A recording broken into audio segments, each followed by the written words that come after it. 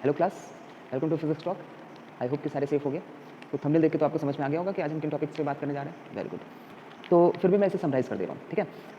तो जो सबसे पहला पार्ट होगा वो होगा कॉन्सेप्ट ऑफ फ्री इलेक्ट्रॉन। हम ये जानेंगे कि फ्री इलेक्ट्रॉन प्रोड्यूस कहाँ से होते हैं, किस तरीके से ये बनते हैं और कैसे मेटल्स में रहते हैं। हम लोगों ने जाना है कि मेटल्स के अंदर फ्री इलेक्ट्रॉन्स होते हैं, बट आज रीजन जानेंगे कि क्यों मेटल्स के अंदर ही होते हैं। अच्छा, दूसरा पॉइंट हो जाएगा कि इस चार्जिंग यानी जो फ्री इलेक्ट्रॉन है, इन फ्री इलेक्ट्रॉन के बेसिस पे कितने टाइप के मटेरियल्स होते हैं हमारे। और जब मटेरियल का कॉन्सेप्ट कंप्लीट होगा तो हमारा थर्ड पॉइंट आएगा कि हम चार्जिंग और डिस्चार्जिंग दोनों समझेंगे, और उसके बाद हम ये समझेंगे कि किसी भी बॉडी को चार्ज कैसे करते हैं, है ना।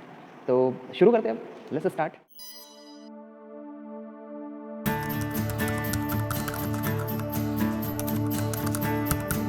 हम सबको पता है कि फ्री इलेक्ट्रॉन्स कहाँ पाए जाते हैं, मेटल्स के अंदर। तो हम चलो एक एग्जांपल ले लेते हैं मेटल्स का। तो मेटल का कोई एक एटम हमने उठा लिया है कि मेटल पीस का कोई एक एटम है, ठीक है, जो इलेक्ट्रिकली वो न्यूट्रल है। कैसे न्यूट्रल है, जरा देखो। टोटल चार्ज इसमें हमने सपोज कर लिए हैं कि 5 प्रोटॉन है और 5 इलेक्ट्रॉन है, यानी टोटल चार्ज इसमें है 10, और नेट चार्ज इसका 0 है, इसलिए ये इलेक्ट्रिकली न्यूट्रल हो गया। चलो अब कंस्ट्रक्शन की बात करते हैं। कंस्ट्रक्शन पे अगर ध्यान दो तो न्यूक्लियस के अंदर 5 प्रोटॉन पॉजिटिवली चार्ज बैठे हुए हैं, ठीक है, और 5 इलेक्ट्रॉन इसके चारों तरफ 2 ऑर्बिट्स में हमने घुमा दिए, ठीक है। फर्स्ट ऑर्बिट के अंदर 2 इलेक्ट्रॉन है और सेकंड ऑर्बिट के अंदर 3 इलेक्ट्रॉन है, जैसा कि हम देख पा रहे हैं, ठीक है। अच्छा, अब बात करते हैं पहले वाले इलेक्ट्रॉन की जो फर्स्ट ऑर्बिट के अंदर है, ठीक। अब ये छोटी ऑर्बिट के अंदर अगर घूम रहा है, इसका मतलब क्या है, ये छोटी डिस्टेंस कवर कर रहा है। छोटी डिस्टेंस यानी शॉर्ट डिस्टेंस को कवर करने के लिए इसे ज़्यादा एनर्जी की ज़रूरत नहीं है, यानी कम एनर्जी में ये अपनी एक छोटे रेडियस की डिस्टेंस को कवर कर ले रहा है। अच्छा, बाहर आउटर मोस्ट ऑर्बिट के इलेक्ट्रॉन को देखो, ये सबसे ज़्यादा डिस्टेंस कवर कर रहा है। ज़्यादा डिस्टेंस कवर करने के लिए इसे ज़्यादा एनर्जी चाहिए। इसका मतलब आउटर मोस्ट ऑर्बिट का इलेक्ट्रॉन कैसा है, आउटर मोस्ट ऑर्बिट के इलेक्ट्रॉन के पास ज़्यादा एनर्जी है, ठीक। यहाँ से ये बात क्लियर हो गई। अब वापस से चलते हैं इनर वाले के पास। इनर वाले के पास जरा ध्यान दो तो इनर वाले ऑर्बिट के अंदर जो है वो न्यूक्लियस काफ़ी पास है। अब positive charge nucleus negative charge electron के बीच में इलेक्ट्रोस्टैटिक फोर्स जो प्रोड्यूस कर रहा है वो काफ़ी स्ट्रांग हो गया, यानी हमारा ये वाला इलेक्ट्रॉन इस न्यूक्लियस के साथ बहुत अच्छे से बॉन्डेड है, बहुत अच्छे से इसमें फोर्स ऑफ अट्रैक्शन काम कर रहा है, ठीक। अब जरा आउटर मोस्ट ऑर्बिट को देखो। आउटर मोस्ट ऑर्बिट का इलेक्ट्रॉन न्यूक्लियस से काफी डिस्टेंस पे है, यानी कि डिस्टेंस होने की वजह से इसके बीच का फोर्स ऑफ अट्रैक्शन भी कम हो गया है, ठीक है। अब जरा इस चीज को समझना कि हमने जो मेटल का स्ट्रक्चर कंसीडर किया है ये काफी छोटा है, ठीक। एक्चुअल में जो मेटल के स्ट्रक्चर होते हैं वो काफी बड़े बड़े होते हैं, यानी उनकी ऑर्बिट काफी बड़ी बड़ी होती है, ठीक है। तो जो सबसे आउटर मोस्ट ऑर्बिट का इलेक्ट्रॉन होता है वो क्या होता है, वो न्यूक्लियस से इतने डिस्टेंस पे होता है। सपोज यहाँ पे अगर इलेक्ट्रॉन है तो ये इलेक्ट्रॉन न्यूक्लियस से इतने डिस्टेंस पे है कि आउटर मोस्ट ऑर्बिट के इलेक्ट्रॉन के पास एनर्जी तो ज़्यादा है लेकिन फोर्स ऑफ अट्रैक्शन न्यूक्लियस के साथ वो कम हो चुका है। यही होता है, आउटर मोस्ट ऑर्बिट का इलेक्ट्रॉन हमेशा अपने न्यूक्लियस के साथ बहुत हल्के तरीके से बॉन्डेड होता है, ठीक है। इनके बीच में फोर्स ऑफ अट्रैक्शन बहुत कम होता है। अच्छा, इस चीज को समझना, फोर्स ऑफ अट्रैक्शन कम है, ऊपर से क्या कर रहे हैं वो रिवॉल्व कर रहे हैं, एनर्जी भी ज्यादा है उनके पास, अट्रैक्शन भी कम है। इन केस घूमते घूमते इलेक्ट्रॉन को अगर एनर्जी मिली, ठीक है, अब अगर इस जगह पे एनर्जी मिल गई है इलेक्ट्रॉन को तो वो क्या करेगा, वो सोचेगा एनर्जी मिलने के बाद होगा क्या। सबसे पहले तो उसकी वेलोसिटी बदल जाएगी, उसकी वेलोसिटी इंक्रीज कर जाएगी। तो उसने क्या किया, अपनी वेलोसिटी को इंक्रीज किया। जैसे उसने अपनी वेलोसिटी इंक्रीज करने की सोची, मतलब एनर्जी आते उसकी वेलोसिटी इंक्रीज हुई, और जैसे ही वेलोसिटी इंक्रीज हुई उसने सोचा कि एक अलग ऑर्बिट बना लेते हैं, उस अलग ऑर्बिट में घूमते हैं, क्योंकि अब इसकी वेलोसिटी बढ़ चुकी है। तो ये जैसे ही इस ऑर्बिट को छोड़ के बाहर निकलता है, फाइनली इसे रियलाइज होता है, इस इलेक्ट्रॉन को रियलाइज होता है कि भैया अब हमारे ऊपर न्यूक्लियस का फोर्स बचा ही नहीं है। यानी जैसे ही इसने ऑर्बिट छोड़ी न्यूक्लियर का फोर्स एकदम खत्म हो गया। पहले तो वैसे ही कम था, ना के बराबर था, और जैसे ही वो निकला, ऑर्बिट छोड़ के बाहर निकला, उसके ऊपर न्यूक्लियस का फोर्स ही खत्म हो गया। अब न्यूक्लियस का फोर्स खत्म हो गया तो भाई ये घूमे किसके चारों तरफ, ठीक है। तो ये हो जाता है फ्री, तो इसे कहते हैं हम लोग फ्री इलेक्ट्रॉन। इस बात को समझना, ठीक। अब ये फ्री इलेक्ट्रॉन, अगर इस कंस्ट्रक्शन की बात करें तो इसमें से एक इलेक्ट्रॉन बाहर निकल चुका है, अब ये हो चुका है फ्री। अब इस एटम के कंस्ट्रक्शन को जरा फिर से चार्जेस के बेसिस पे कंसीडर करो। टोटल चार्ज अब इसमें कितने बचे हैं भाई, 5 प्रोटॉन्स थे प्लस 4 इलेक्ट्रॉन। देखो एक निकल चुका है तो अंदर कितने बचे, 2 अंदर बचे और 2 बाहर बचे, ठीक है। तो टोटल चार्ज कितने हो गए इलेक्ट्रॉन के, 4, ठीक। तो 5 पहले थे, 4 बाद में आ गए, तो 5 + 4 दैट इज टोटल चार्ज हो गए 9। और नेट चार्ज की अगर हम बात करें तो नेट चार्ज अभी भी इसके अंदर +5 का है, लेकिन इलेक्ट्रॉन एक कम हो चुका है। पहले देखो, पहले यहाँ पे 5 इलेक्ट्रॉन्स थे, अब यहाँ पे 4 इलेक्ट्रॉन्स बचे हैं, यानी कि नेट चार्ज हो गया है +1 का, ठीक।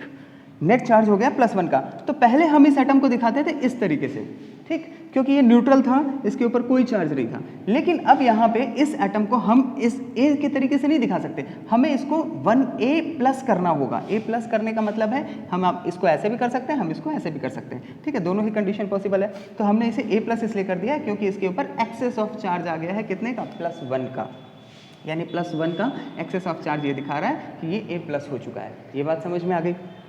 अच्छा, क्या होता कि एक इलेक्ट्रॉन अगर अंदर से फिर से आ जाता, तो इसको हमें एक इलेक्ट्रॉन आ जाता तो यहाँ पे -6 हो जाता, पहले 5 था, एक और आ जाता तो -6 हो जाता, -6 हो जाता तो यहाँ -1 हो जाता, तो इसलिए हमें यहाँ पे -6 करना पड़ता। इतनी बात समझ में आ गई। अच्छा, तो अब ये एटम किसका है, ये एटम है मेटल का, ठीक है। अब ये मेटल का है तो ये कहाँ होगा, मेटल के पीस के अंदर ही तो होगा, तो ये बन गया मेरा मेटल का पीस, ठीक है। तो इस मेटल के पीस के अंदर, ये मेटल का जो पीस है, इस मेटल के पीस के अंदर इलेक्ट्रॉन भी है और इस मेटल के अंदर हमारा एटम भी है। एटम हो चुका है पॉजिटिवली चार्ज, इलेक्ट्रॉन हो चुके हैं नेगेटिवली चार्ज, इस बात को समझना। अगर मैं पूछूं इस मेटल की बात करूं तो मेटल पे नेट चार्ज कितना है, नेट चार्ज कितना है मेटल पे, तो मेटल की बात करते हैं। जो हमारा एटम है, इस एटम पे प्लस का चार्ज है 1, यानी +1 का चार्ज है। अच्छा, और इसके अंदर एक -1 का चार्ज है, यानी नेट चार्ज अभी भी इसका 0 है। भाई इलेक्ट्रॉन कहाँ से निकला है, एटम से निकला है ना भाई, मेटल पीस को तो नहीं छोड़ा उसने, है तो निकल के गया कहाँ, वो मेटल पीस के अंदर ही तो है सॉरी, तो मेटल पीस के अंदर ही तो है, तो मेटल के बाहर तो गया नहीं है, ठीक। इस वजह से हमारा मेटल अभी भी न्यूट्रल कंडीशन पे है, ऑल्दो कि उसके अंदर के एटम्स पॉजिटिव और नेगेटिव चार्जेस में टूट चुके हैं, लेकिन फिर भी हमारा एटम क्या है, न्यूट्रल स्टेज में है। तो ये फ्री इलेक्ट्रॉन का कॉन्सेप्ट मतलब हमें ये बताता है कि हमारा मेटल तो न्यूट्रल स्टेट पे रहेगा, लेकिन ये फ्री इलेक्ट्रॉन जनरेट हो जाएंगे, ठीक, एनर्जी पाके। अब क्वेश्चन ये आता है कि इस इलेक्ट्रॉन को यहाँ से निकलने के लिए एनर्जी मिली कैसे, किसने दी, तो इसका सिंपल सा फॉर्मेट है, इसका सिंपल सा आंसर है कि इलेक्ट्रॉन जो है ऑर्बिट में, जो आउटर मोस्ट ऑर्बिट में घूम रहा था, इसको एनर्जी मिली है एटमॉस्फेयर से in the form of heat. अब सबसे बड़ी बात, जरा इस चीज को देखो, हमारा जो एब्सोल्यूट टेम्परेचर है, एब्सोल्यूट टेम्परेचर यानी सबसे ठंडा वाला टेम्परेचर जो होता है, absolute zero temperature, absolute temperature की अगर हम बात करें, ठीक, तो एब्सोल्यूट टेम्परेचर है -273 केल्विन, ठीक। अब अगर हम 0 डिग्री सेल्सियस की बात करें तो 0 डिग्री सेल्सियस को, एक काम करो ना, इसको केल्विन में जरा कन्वर्ट करो, तो इसमें 273 ऐड कर दिया, तो केल्विन में ये कितना हो गया, 273 केल्विन। अब जरा सोचो, 0 डिग्री सेल्सियस को जब हमने केल्विन स्केल पे कन्वर्ट किया तो ये कितना आ गया, 273, ठीक है। जो सबसे ठंडा टेम्परेचर होता है वो होता है -273, और 0 डिग्री सेल्सियस कितना होता है, +273। दोनों के बीच में काफी डिफरेंस है ना, डबल का डिफरेंस है, सी दिस, ये -273 और ये +273। अच्छा, अब और आगे की बात करते हैं। मान लो रूम टेम्परेचर पे अगर हम बोलें, रूम टेम्परेचर कितना है, 37 डिग्री सेल्सियस। क्यों, क्योंकि हमारे बॉडी के टेम्परेचर के बराबर ही रूम का टेम्परेचर होता है। अच्छा, इसको जरा केल्विन में कन्वर्ट करो तो 273 इज इक्वल्स व्हाट, कितना हो गया, 310 केल्विन। अब जरा इन दोनों बातों पे आप गौर फरमाइए। ये देखिए 37 डिग्री सेल्सियस हमारे रूम का टेम्परेचर, इसको केल्विन स्केल पे देखा तो 310, एब्सोल्यूट यानी सबसे ठंडा टेम्परेचर है -273 का, ठीक। 0 डिग्री जो कि हमारे लिए बहुत ठंडा टेम्परेचर होता है, हमारे लिए ठंडा टेम्परेचर होता है ना भाई, पानी उस पर, पानी तो 4 डिग्री पे ही जमना शुरू हो जाता है, 4 डिग्री सेल्सियस पे पानी जमना शुरू हो जाता है, तो 0 डिग्री सेल्सियस सोचो कितनी ठंडी चीज़ होगी हमारे लिए तो वो एकदम ठंडा होगा। लेकिन इस मेटल के लिए वो बड़ा है, वो गर्मी वाला है, ठीक है। इस मेटल के लिए यानी इस इलेक्ट्रॉन को थोड़ी सी एनर्जी चाहिए, क्योंकि आउटर मोस्ट ऑर्बिट के अंदर ये ऑलमोस्ट, इसके पास एनर्जी ना के बराबर है सॉरी इसके पास फोर्स ऑफ अट्रैक्शन एकदम ना के बराबर है और एनर्जी बहुत ज़्यादा है, तो इसको थोड़ी सी भी अगर एनर्जी मिल जाए तो ये ऑर्बिट को छोड़ देगा। क्यों, क्योंकि इसके पास ऑलरेडी पहले से बहुत एनर्जी है, तो इसको थोड़ी सी एनर्जी भाई। लेकिन यहाँ पे अगर एनर्जी की बात करें तो सबसे ठंडा टेम्परेचर है इतना, ठीक। लेकिन 0 डिग्री तो हमारे लिए क्या बन रहा है, हमारे लिए ठंडा बन रहा है, लेकिन मैटर के लिए ये एग्जैक्टली 273 का है। तो मेटल यानी इलेक्ट्रॉन को 273 केल्विन उसके लिए बड़ा टेम्परेचर बन जाता है, तो इतना टेम्परेचर सफिशिएंट है इसको निकलने के लिए। तो 0 डिग्री सेल्सियस या फिर रूम टेम्परेचर पे भी हमारे फ्री इलेक्ट्रॉन रिलीज होते हैं बड़े आसानी से। क्यों, क्योंकि वो अच्छी खासी एनर्जी पा जाते हैं अपने आप को रिलीज करने के लिए। अच्छा, अब इस फैक्टर पर जरा ध्यान देना कि इस 0 डिग्री पे और रूम टेम्परेचर पे भी हमारे फ्री इलेक्ट्रॉन बने रहते हैं मेटल के अंदर, यानी फ्री इलेक्ट्रॉन फिर भी उस मेटल के अंदर रहते हैं, यानी फिर भी उसके अंदर करंट फ्लो कर सकती है, चार्जेस उसके अंदर जा सकते हैं। अब इस बात को ध्यान से सुनो और समझो, इलेक्ट्रॉन अगर यहाँ से निकला तो हम बात करते हैं मेटल की, मेटल के अंदर से इलेक्ट्रॉन निकला है, ठीक है। इलेक्ट्रॉन कैसे निकला है? एनर्जी लेके निकला है, ठीक। एनर्जी अगर लेके निकला है, इस चीज को समझना, इसको हम कहेंगे आयनाइजेशन, ठीक। आयनाइजेशन। अब आयनाइजेशन क्या है? आयनाइजेशन को इस तरीके से समझ लो कि आयनाइजेशन की पावर यानी आयनाइजेशन पोटेंशियल इसको कह लो, आयनाइजेशन पोटेंशियल कह लो, इसका काफी कम है। कम होने का मतलब समझ लो, ये आयनाइजेशन मतलब है कि energy require to remove one electron from an atom, यानी एक एटम से एक इलेक्ट्रॉन को निकालने के लिए जितनी एनर्जी चाहिए, that is what? Ionisation energy या आयनाइजेशन पोटेंशियल। तो आयनाइजेशन पोटेंशियल इसका होता है कम, यानी बहुत कम एनर्जी पे ही इलेक्ट्रॉन रिलीज हो जाते हैं। ये मेटल की इंटरनल प्रॉपर्टी है, ठीक है। अच्छा, अब अगर इस पॉइंट को तुमने देख लिया तो दूसरी एक पॉइंट है, इसके अंदर एक और पावर है कि इलेक्ट्रॉन अगर निकल चुका है तो इस वाले प्रोसेस को हम एक और नाम दे सकते हैं, इलेक्ट्रोनेगेटिविटी ना।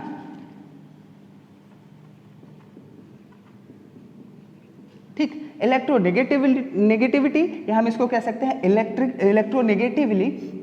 ये जो एटम है मेरा, जितने भी मेटल्स होते हैं, उनके मेटल्स जो होते हैं उनके अंदर जो इलेक्ट्रोनेगेटिविटी होती है, मतलब इलेक्ट्रॉन के थ्रू नेगेटिव होने की पावर, यानी अपने अंदर इलेक्ट्रॉन को लेने की पावर। इलेक्ट्रोनेगेटिविटी यानी इलेक्ट्रॉन के थ्रू नेगेटिव होने की पावर, यानी इलेक्ट्रॉन लेके नेगेटिव होने की पावर जो होती है वो बहुत कम होती है, ठीक है। तो इनके पास क्या ज्यादा होती है? इलेक्ट्रोपॉजिटिविटी। इलेक्ट्रोपॉजिटिविटी जरा समझिएगा, इलेक्ट्रोपॉजिटिविटी इनकी हाई होती है। इसका मतलब क्या हो गया कि इलेक्ट्रॉन को लेके ये पॉजिटिव हो जाते हैं। इसका मतलब इलेक्ट्रॉन को निकाल देते हैं, भाई पॉजिटिव तभी तो होगा एटम जब वो इलेक्ट्रॉन को निकालेगा। तो ये मेटल के इंटरनल प्रॉपर्टी है, इस प्रॉपर्टी को समझिएगा, सारे मेटल्स के अंदर होता है। आयनाइजेशन पावर उनका, आयनाइजेशन पावर कह लो या आयनाइजेशन पोटेंशियल उनका हमेशा कम होता है, इलेक्ट्रोनेगेटिविटी हमेशा लो होती है, इलेक्ट्रोपॉजिटिविटी हमेशा इंक्रीज कर जाती है। ये बात समझ में आ गई, ठीक। तो इलेक्ट्रोपॉजिटिविटी इंक्रीज होने की वजह से, या फिर हम इसको ये बोले या ये बोले, दोनों में तो एक ही बात है, इलेक्ट्रोनेगेटिविटी इसकी कम होती है, इलेक्ट्रोपॉजिटिविटी इसकी ज़्यादा होती है। इस केस में और इस केस में, इन दोनों ही केसेस में ये हमारे मेटल्स एक अच्छे कंडक्टर की तरीके से बिहेव करते हैं और इस तरीके से फ्री इलेक्ट्रॉन्स हमारे जनरेट होते हैं। इतनी बात तो समझ में आ गई होगी। चलो अब जरा इस चीज़ को समझो कि भाई ये जो एटम है, अब हम इस एटम को दिखाएंगे कैसे? इस एटम को अब हम दिखाएंगे इस तरीके से।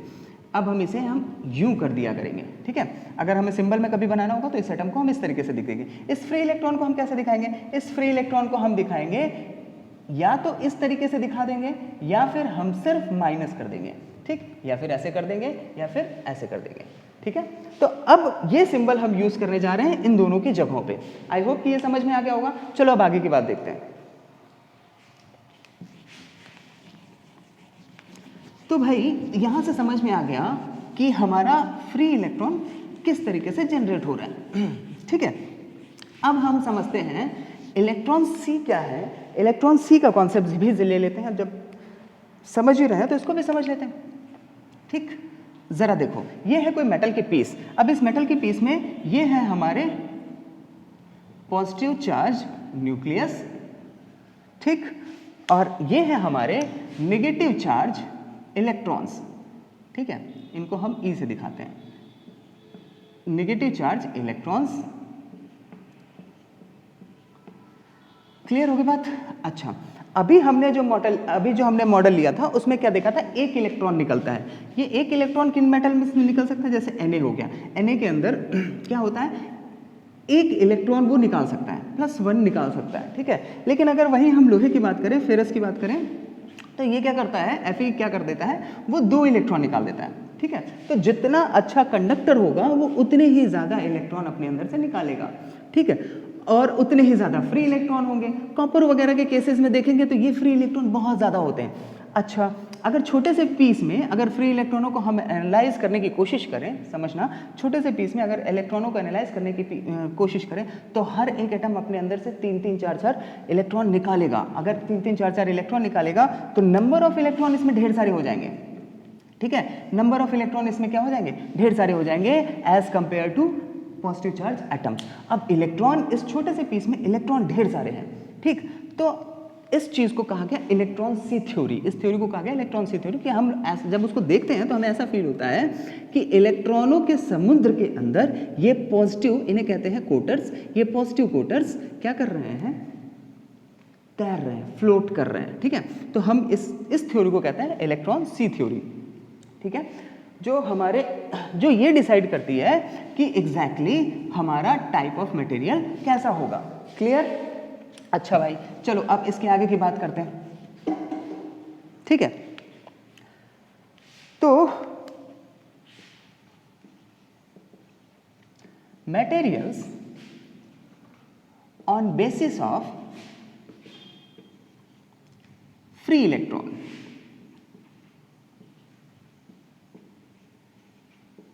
फ्री इलेक्ट्रॉन्स के बेसिस पे हमारे मटेरियल्स कितने टाइप के होंगे। चलो, तो सबसे पहला जो हमारा फ्री इलेक्ट्रॉनों का मटेरियल आता है, उस मटेरियल को हम कहते हैं, सबसे पहले वाले को हम कहेंगे कंडक्टर। क्या कहेंगे? कंडक्टर। ठीक है, और जो दूसरा वाला आएगा इसे हम कहेंगे इंसुलेटर। इंसुलेटर। और जो तीसरा वाला आएगा उसे हम कहेंगे सेमीकंडक्टर। क्या कहेंगे? सेमीकंडक्टर। बढ़िया। चलो भाई, अब इस चीज को देखते हैं एक एक करके, और एक एक करके इसकी एनालिसिस करते हैं। ठीक है, चलो, तो कंडक्टर्स के अंदर जो सबसे पहला पॉइंट आता है, क्या होते हैं? Contains free electron. Contains free electrons. Free electrons. ठीक है, अच्छा, ये फ्री इलेक्ट्रॉन्स कितने होते हैं? इनकी जो डेंसिटी होती है ना, इनकी जो डेंसिटी होती है वो बहुत ज़्यादा होती है। ये क्या करते हैं? ये फ्री इलेक्ट्रॉन रखते हैं और density of free electron is very high. Density of free electron की बात करें, डेंसिटी ऑफ फ्री इलेक्ट्रॉन्स जो इसके अंदर होते हैं, पाए जाते हैं, फ्री इलेक्ट्रॉन्स कितने होते हैं? ये होता है 10 to the power 28, 10 to the power 28 cubic metre, यानी इतनी डेंसिटी होती है। तो ये डेंसिटी बहुत ज़्यादा है, यानी इतने एक क्यूबिक मीटर के अंदर 10 to the power 28 या 29, ये एवरेज है। हो सकता है ये 29 भी चले जाते हैं और 30 तक चले जाते हैं। ये एक एवरेज है, इससे थोड़ा कम, इससे थोड़े ज़्यादा फ्री इलेक्ट्रॉन्स रह सकते हैं। अब सोचो 10 to the power 28 कितना बड़ा नंबर है। अगर मैं आपसे बोलूँ एक सांस में आप 10 to the power 1, 10 to the power 2, 10 to the power 3, अगर ऐसे करके 28 टाइम बोलूँ तो आप बोल भी नहीं पाओगे। सोचो ये इतना बड़ा नंबर है, यानी इतने नंबर ऑफ फ्री इलेक्ट्रॉन्स उस मेटल के अंदर एक क्यूबिक मीटर के अंदर रहेंगे। ठीक है, तो ये बहुत ज़्यादा बड़ा नंबर है। इतनी बात समझ में आ गई? अच्छा, और ये जो इलेक्ट्रॉन्स होते हैं ये फ्रीली मूव कर सकते हैं ना इस मेटल के अंदर। They can move freely inside the metal. ठीक है, इनसाइड द कंडक्टर, ऐसे कर लो। ठीक है, अब जरा देखो कंडक्टर्स की प्रॉपर्टी में क्या क्या समझ में आया। कंटेन्स फ्री इलेक्ट्रॉन, बहुत ज्यादा फ्री इलेक्ट्रॉन होते हैं, density of free electron is very high, they can move freely, बड़ी आसानी से वो मूव कर सकते हैं कंडक्टर के अंदर। अच्छा, अब इसके एग्जाम्पल की बात कर लेते हैं। तो भाई इसके एग्जाम्पल के तौर पे, ठीक है, इसके एग्जाम्पल के तौर पे हमने सबसे पहले एग्जाम्पल में जो लिया था वो है मेरा मेटल। ठीक है, यानी मेटल के अंदर फ्री इलेक्ट्रॉन्स तो पाए जाते हैं। अच्छा, दूसरा जो हमारा है इम्प्योर वाटर। इम्प्योर वाटर, देखो इम्प्योर वाटर का मतलब है कि इम्प्योर वाटर कह लो या फिर इसे टैप वाटर भी कह लो। टैप वाटर, जो आपके नलों से पानी आता है, वो पानी जो होता है वो एग्जैक्टली वो कंडक्टर का काम करता है। ठीक है, सारे इलेक्ट्रोलाइट्स वो सारे के सारे इसी में आ जाएंगे। और दूसरी बात हम कर लेते हैं ह्यूमन बॉडी की। ह्यूमन बॉडी, ठीक है। ये सारे के सारे ETC, ये सारे के सारे हमारे कंडक्टर्स के एग्जाम्पल बन गए। अच्छा, अब बात करते हैं इंसुलेटर्स की। इंसुलेटर्स के अंदर ये सारी चीजें उल्टी होती हैं। कैसे? पहला,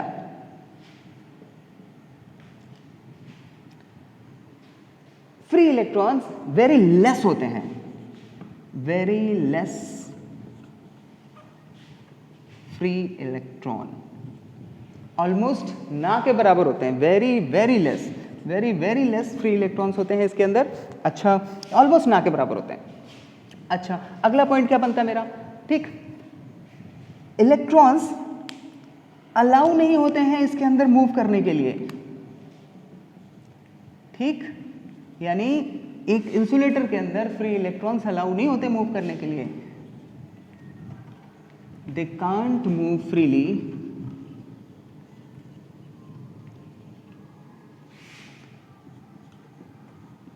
inside the insulator, ठीक है। तो they can't move freely inside the insulator, यानी they are not allowed to move inside the insulator.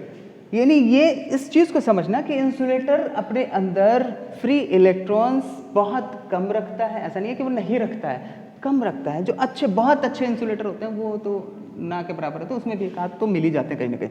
तो वो क्या करते हैं, वो अपने अंदर सबसे पहले तो फ्री इलेक्ट्रॉन नहीं रखने की कोशिश करेंगे, ठीक है। दूसरी चीज, अगर इलेक्ट्रॉन कहीं एक आध दो है भी तो वो मूव नहीं कर सकते, उनका पैकिंग इतना ज़्यादा स्ट्रांग होता है कि वो उसके अंदर मूव नहीं कर सकते, उनको पाथ नहीं मिल पाता है। अच्छा, इसका एग्जांपल भी देख लेते हैं। इसके एग्जांपल के तौर पे अगर हम बात करें तो प्लास्टिक, सबको पता है ना भाई कि आप सब लोगों ने ये तो क्लास 10th में पढ़ा होगा ना यार।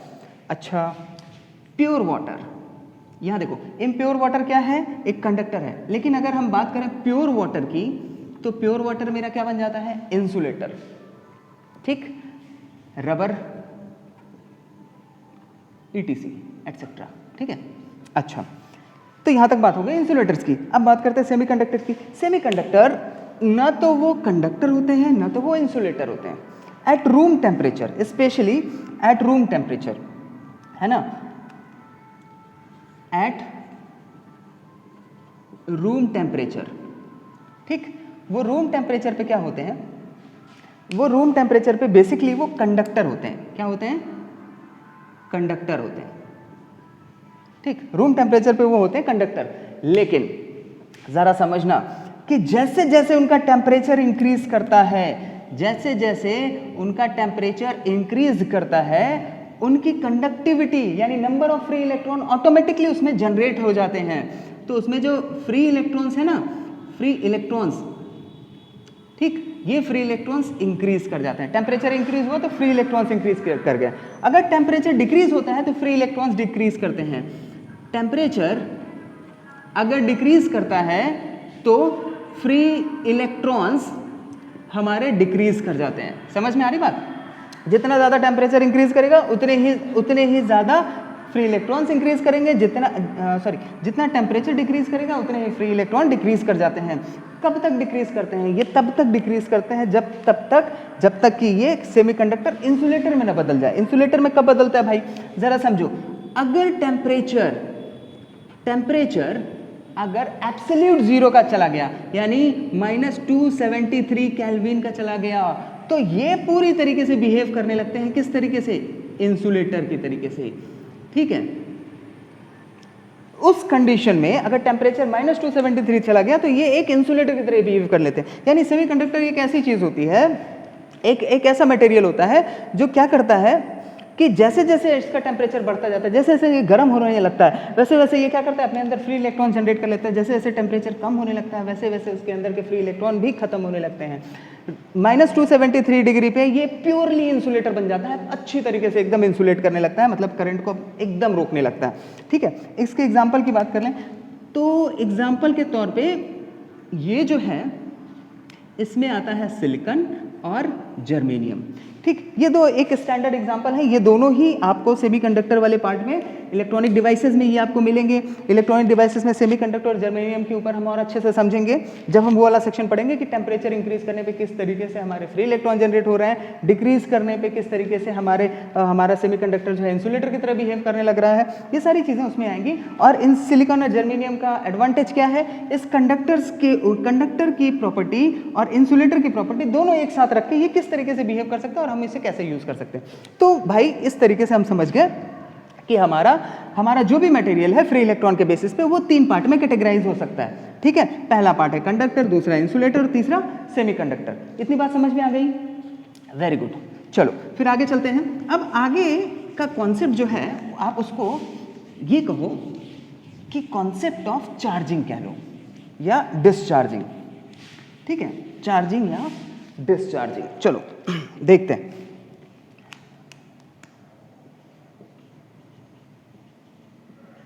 Charging, discharging.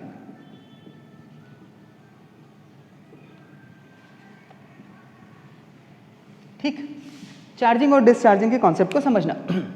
तो देखो, अगर हम बात करेंगे चार्जिंग की, तो चार्जिंग या चार्जिंग को ना कहो, ये चार्ज और डिस्चार्ज को समझो। पहले चार्ज और डिस्चार्ज को समझो, उसके बाद हम इसकी बातें करते हैं चार्जिंग और डिस्चार्जिंग की। चार्ज और डिस्चार्ज, ठीक है। तो जरा देखो, चार्ज क्या है?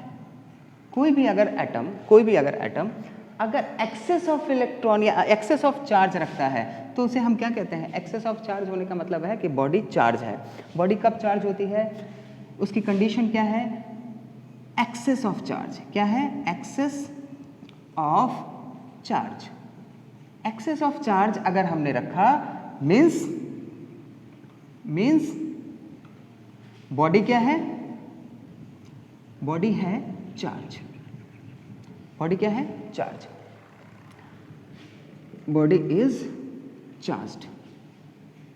ठीक है, जरा समझना, अगर कोई भी चार्ज बॉडी है तो चार्ज बॉडी क्या है? उसके पास एक्सेस ऑफ चार्ज है। या तो उसमें पॉजिटिव चार्जेस ज़्यादा होंगे या तो उसमें निगेटिव चार्जेस ज़्यादा होंगे, यानी उनके कंसंट्रेशन में कमी आएगी। अच्छा, इस बात को समझना कि जो हमारे एक्सेस ऑफ चार्ज होते हैं ये हमेशा excess of charge always lesser, हमेशा कम होते हैं टोटल चार्ज से।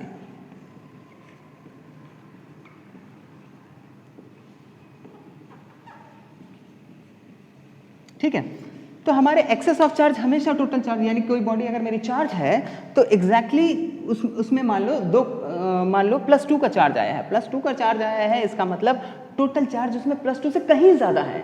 लेकिन ये जो +2 आया है ये दिखा रहा है कि 2 इलेक्ट्रॉन, 2 पॉजिटिव चार्जेस इसमें थोड़े एक्सेस हैं, 2 पॉजिटिव चार्जेस एक्सेस हैं, इस वजह से ये 2 का चार्ज हो गया है। तो ये बात समझ में आ गई, चार्ज ऑफ बॉडी या चार्जिंग ऑफ अ बॉडी।